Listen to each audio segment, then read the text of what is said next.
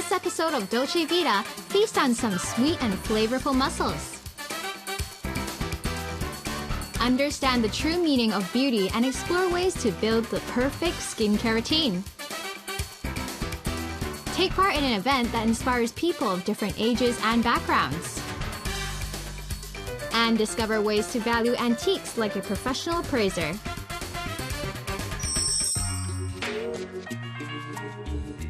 Having a regular girls' day out is very important and should be a routine. I think that the perfect outing would be spending quality time with some cherished friends in my life and enjoying that day to the fullest. For me, an ideal girls' day is about shopping, spa and movie. But there's nothing more enjoyable than having a nice meal with my besties. That's right, going out for a nice meal is always a great idea.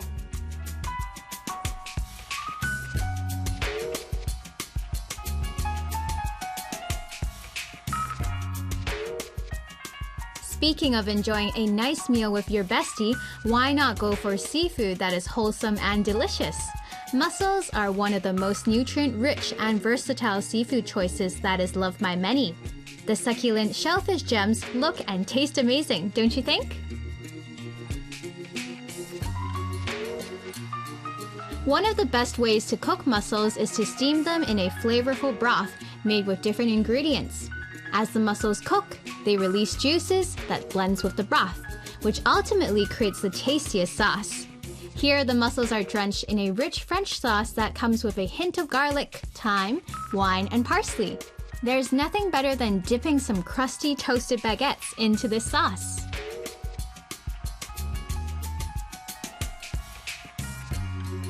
If you're a fan of cheese, you should try this Italian formaggi mussels. Reinventing the classics, this mussel pot is a treat to anyone who is up for a new food experience. After sautéing the mussels with shallots and white wine, the chef added melted blue cheese, cheddar, pecorino into the pot. And when the mussels are almost done, he shaves Parmesan onto the dish. Creamy and cheesy, every mouthful is a taste of heaven. Whether cooked with French white wine broth or Italian formaggi broth, I just can't resist the tender mussels when it's simmered with either of the delicious sauces. The white wine is very aromatic and the cheesy sauce is really rich and buttery. But what's even better is using the crispy French baguette and dipping it in the sauce to soak up the sauce. That's the perfect match. I agree, I love that combination with French wine broth and the French baguette together. But I think we should try something a little different today. With the wide variety of ingredients, herbs and spices used in Asian cooking have created a taste that is known as the taste of Asia.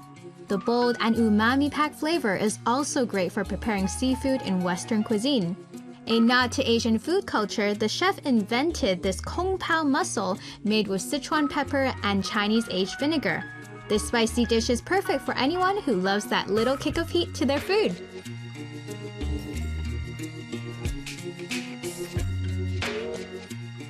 If you think Sichuan spices is a little too much excitement to your taste buds, try this Singaporean Laksa mussel.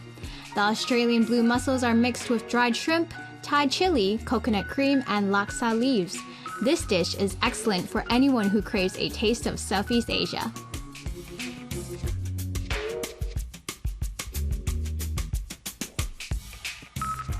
Now, before I tried it, I couldn't really imagine Chinese sauce cooked with mussels, but this Kung Pao mussels was a successful modern twist on the classic recipe because the sauce was sweet, it was spicy, it was salty, and put together, it was quite dazzling. I really like Singapore, and every time I go to Singapore, I always go for the Laksa noodles. However, this is my first time eating Laksa with mussels. The sauce has a lot of flavor in it with lemongrass and a bit of spice, making it a little bit spicy. And what's even better is having this fried mantou dipped in the sauce. It's amazing. Mussels are not only tasty, but they are also a low-carbon and environmentally sustainable food choice. Have you tried mussels in these tasty sauces? I sure haven't. It's simply irresistible.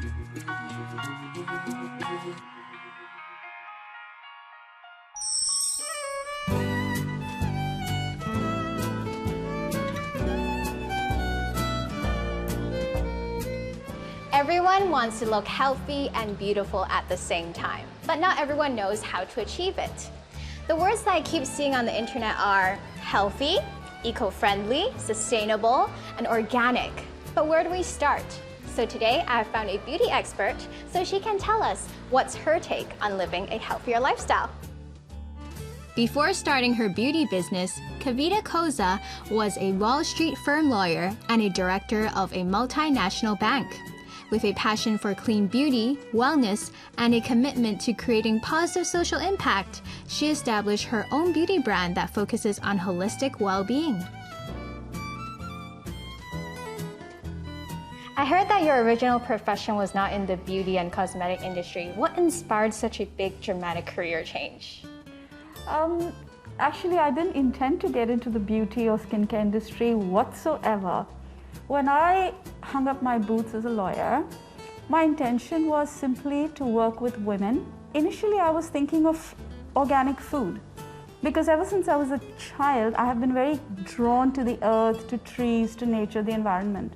And then I started looking into oils and ingredients with which you can formulate skincare.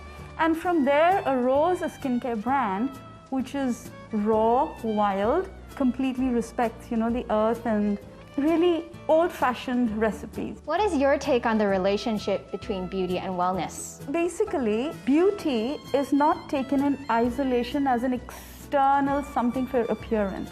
Beautifying, not just makeup, but also jewelry, Yes, embracing that feminine energy. So, and that's all to do with wellness, isn't it? Self-care and beauty and wellness are all different aspects, facets of the same thing. They're all intertwined. Yes. And I'm really interested to see the ingredients that are inside of these. So can you share some of them with us? Absolutely, more than delighted to. Let's start with the clay masks. Actually, you can have different masks. Again, like I said, beauty and wellness and self-care. So when you are applying a mask, it is not simply a question of your skin becoming brighter and clearer, but it's also a way you can be meditating while you're doing it, or your masking can be your meditation. Oh. It is that time you are taking for yourself. Your skin is your most intimate and largest organ. So when you are connecting back with your skin, it really is, so masking is not simply just, an external application. So why do you suggest that we should make our own DIY clay masks? Because we go back to the whole thing about connecting with your own self, self-care. So it's like cooking. You can buy frozen dinners, right? Why do you cook your own food? It's the whole process of cooking. It's that whole thing of, enjoying the art of cooking. So it's the art of beauty, the art of mixing and blending and then applying it on your skin. So there's also actually other beauty tools that we can use, like this Laksa tool as well, right? Yes, this is my invention. This is made of a very special metal. It's called pansa. Bell metal, bronze. This metal is a very ancient metal known in Ayurveda. So they say the best metal to cook in and to eat in is this metal. And it's a little, you get a little taken aback at the effect, because sometimes when you massage with it, you could get gray. But we know that this is meaningful movement because it gets out the toxins. It's getting out the toxins. And it's excellent for hair, excellent for the scalp, and excellent to cool your brain, to de-stress if you're stressed, anxious, and also for good sleep. For a healthier lifestyle, do you think it's just this, or do we need physical exercise? Oh, of course. Yoga. I mean, yoga is a small, tiny little subset, a branch of Ayurveda. I would say yoga can reverse heart disease. Yoga can reduce blood pressure. There is more and more research coming up on each of these ingredients and the benefits, like even this, How about meditation? Do you think that will also help as well? Drinking water, sleeping well, meditating, having a happy disposition, being kind, being compassionate, all of it makes you beautiful. What's the point of having fabulous skin and you have a face which is turned downward, So beauty is It's about letting go of things that you don't need and really taking care of yourself. And also you have to live a healthier lifestyle with different facets or activities that you can do. Yes. Thank you so much, Kavita. Thank you. The earlier we start to have a comprehensive beauty regimen, the more youthful and ageless our skin will become. After talking to Kavita, I have realized that it's not only using more natural skincare products and physical health as something important. Actually, it's the social, physical, and mental health that we really need to pay attention to. And I think it's about finding something that you're passionate about every day. After the break, discover how to adopt lifelong learning and admire the timeless beauty of Chinese antique.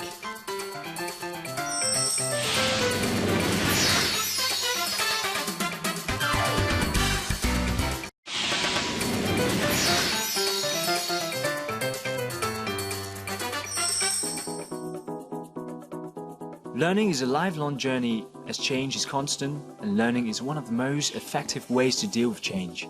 Living in a modern society, learning is always in a wide range of settings. Technology does not only make our lives more convenient, but also eliminates learning barriers and expands our access to learning.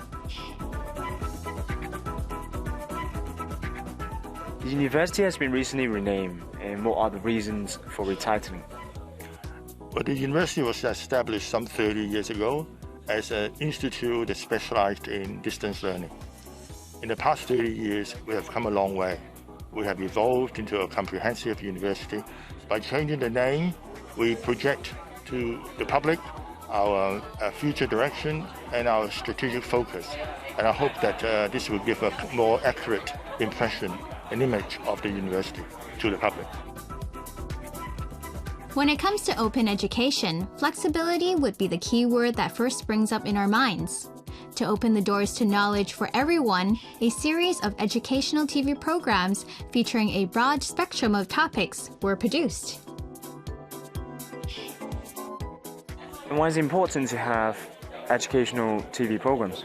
These days, because advancing technology, a lot of people want the latest information within the shortest period of time. When there's a very interesting topic, we're able to build it up and make it into a short segment and show it on television, and people can see it anytime. They can watch it and learn from it. So it's a platform that is so important today, and if you can project a new information through a television platform, that would just open up the whole possibility to a lot of people. Can you tell us a little bit more about the highlights of the program? The program is special in that it covers a wide range of topics, say from astronomy to deep sea ecology, from Western culture to Chinese civilization, from ancient history to the latest scientific discoveries. Also, because of the change of the name, we have launched a new series called Talk of the Metropolis. In that, we will invite great speakers to come and talk to us about topics of common interest, and we will take the material from the Talk of the Metropolis, edit it, and show it in our program Knowledge for All. The journey to knowledge is full of obstacles, and finding ways to overcome challenges is an important part of the learning process. Let's hear out what the guests have to say about overcoming learning challenges. So what are the most challenging, and how did you overcome that? I find the biggest challenge would be like the leap from high school to university, because in high school the teacher prepared all the notes for you, all the key points, so that you can learn it like very quick. But in university you have to be more self-motivated, and everything is self-learned. So you have to manage your time really well to find out the answer from reading news, books and research papers. So which segments of TV program are you interested in, and which segment of TV program you will recommend to the audiences? I would definitely recommend history and literature, because I find it really interesting to look at art pieces and sculpture that can trace back to how people lived in ancient times. So what are the creative learning experiences that you had before? I'm a very visual person, so usually I like to watch documentary or movies, or even when I'm just reading the book or textbooks, I just automatically turn into pictures, or sometimes I even draw it out. It's just something that I would do. And do you have any recommendation in terms of TV program that you want to show? Well, right now, I think business management would be something that I would be interested in just because I've started my own business, and I think it's useful for me to kind of tune in into how the Hong Kong market is going and the challenges that Hong Kong is currently facing. Learning is an exciting journey of discovery and mastery. In digital age, learning is not confined to the walls of the classrooms, and I believe watching TV is by far the path of least resistance. No opportunity is far away. As I get older and I've become more conscious of the passage of time, I find myself collecting a lot of memories. Memories of myself, my family, in the form of writing or photos. I suppose it's my way of trying to slow down time. And in a way, it's a little bit like collecting antiques. Each piece of antique tells its story, history, culture of a certain place, or the way of life of a certain time period. And when you look at it that way, each piece is really like a moment frozen in time. Hi, Jamie. Hello. Nice to meet you. Nice to meet you too. So let's start with the most fundamental question. What are Chinese antiques? Well, theoretically, anything over 100 years old can be considered as Chinese antiques. But of course, doesn't mean that, everything at your home and everything else which is over 100 years old are Chinese antiques. So it really depends on, the quantity and the quality of the piece. For Chinese antiques, there are two main types of categories, I would say. First of all, imperial ware will be made for imperial use. It was actually made for the court official, for inside the palace use. So non-imperial ware will be different from imperial, which they were actually used by normal families. As a collector, do you see it as more of a form of art, or is it like a tool for investment? You have to be interested in, the art piece, because Chinese antique is also a form of art. That's why you cannot purely, look at it as an investment tool. You're an expert, and your family business is in antiques, as far as I know. So over the years, becoming a collector and a dealer as well in antiques, in Hong Kong, what kind of challenges are there, and how do you guys overcome them? Well, our main challenges will be fake items, around the market. Because these days, very high quality fakes were made, and they've been around the market. So how do we overcome? We have to be extra careful when purchasing, especially purchase or to buy from, reputable auction houses or dealers like that. So other than whether something is authentic or not, what other elements do you consider when you're looking at the piece? The most important thing I would say, it's the interest. They have to be interested in that piece before purchasing it. Because every single piece, I would say there is a background and a history behind the piece. So they have to know the story behind, why is it shaped like this? Why is it colored like this? Right. Now, as a collector yourself, do you look around sort of everyday items and think, hey, that in 100 years or whatever will become an antique? Not necessarily, but of course, as I said, the most important thing is the quantity and, the purpose, of the piece. When, say if it's utensils, if it's imperial ware, so there are different reasons for them to, make the piece, to manufacture the piece. So I would not say anything over 100 years old at your home will be considered as antiques. Right, but here you have a lot of wonderful pieces that is over 100 years old. Can you tell me a little bit about them? In my gallery, actually, there are two main types. One, we call it pottery items, which mostly are horses. Some of them sometimes are figurines like that. And the other big type of antique will be porcelain. Can I ask if you have a favorite piece? My favorite piece will be over right there, the turquoise color. Wow, that is wonderful. That is, yes. I mean, to be honest with you, that looks brand new. Yes. And is that part of the attraction, or do you guys prefer antiques that has a little bit of, a bit of oldness, a bit of character to it? How do you see that? Because a lot of misconception is that people think that antiques will be like, dusty and rusty like that, which it was found in an attic or whatever, places like that. But some of the pieces were actually utensils, which they were used before. But some of them, they were made for decoration and they were never been used. That's why the condition will be, like brand new. And now finally, for amateur collectors, what tips do you have for them? You have to be very, very careful when you want to start a collection. First of all, you have to do your homework first. And you really have to look for a very reputable dealer or auction house.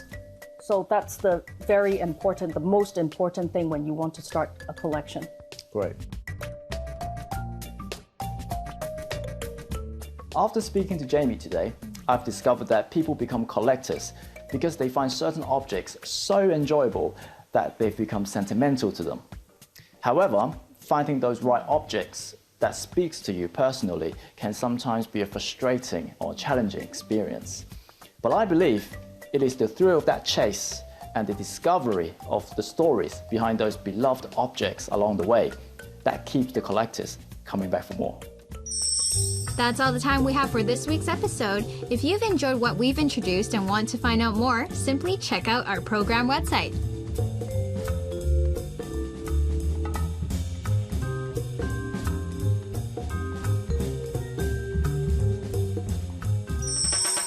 Do you want to get more out of your life? Join us again in the coming weeks to discover the essence of a sweet life. We will take you to experience Hong Kong's dynamic dining scene, taste menus and dishes showcasing the best of the season, attend different events and stay on top of the latest happenings in town, and meet people from different backgrounds to find inspiration. Be sure to tune in again next time.